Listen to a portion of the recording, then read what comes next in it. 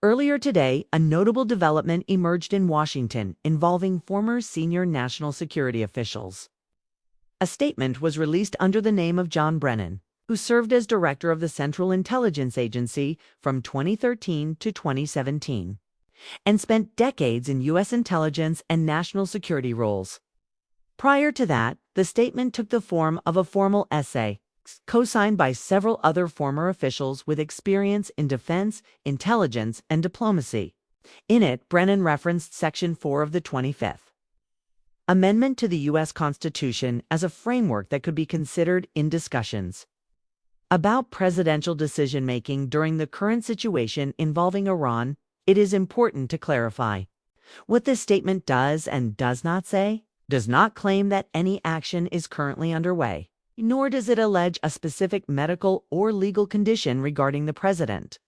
Instead, it raises a constitutional mechanism as part of a broader discussion about executive decision-making during a period of heightened international tension. The 25th Amendment, ratified in 1967, outlines procedures related to presidential succession and temporary or permanent transfer of power. Section 4, in particular, allows the vice president and a majority of cabinet officials to declare that a president is unable to carry out the duties of the office. This provision has never been fully invoked in U.S. history and is generally considered an extraordinary measure intended for exceptional circumstances. Brennan's involvement has drawn attention because of his long career within the national security system. Over the years, he has held positions that required direct engagement with presidential decision-making on matters of military and intelligence policy. While he has publicly commented on political issues since leaving government service, this marks a rare instance in which he has explicitly referenced this specific constitutional process.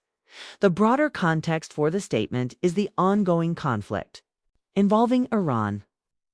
Recent developments have included military operations, shifting diplomatic positions, and continued uncertainty in the region. Former officials who signed the statement appear to be expressing concern about how decisions are being made and whether established advisory processes are functioning as expected in U.S. national security practice. Major decisions typically involve structured input from multiple institutions, including the National Security Council, the Department of Defense, the State Department, and the intelligence community.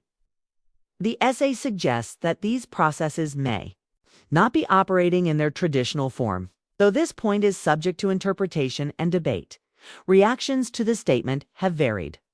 Officials aligned with the current administration have dismissed it as political criticism from former office holders, while others view it as part of a broader conversation about constitutional safeguards and institutional accountability. At this stage, there is no indication that any formal action related to the 25th Amendment is being pursued internationally.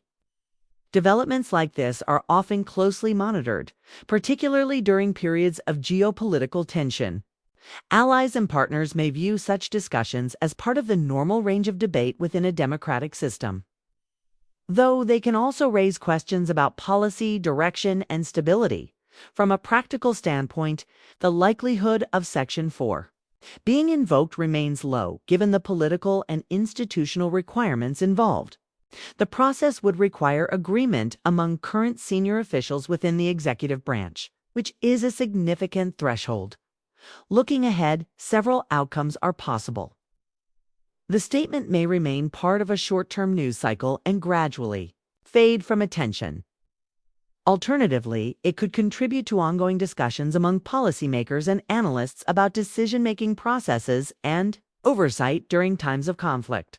Ultimately, the situation reflects a combination of factors: an active international conflict, constitutional frameworks that are rarely discussed in practice, and differing perspectives among current and former officials. How these elements interact in the coming days and weeks will shape the broader narrative.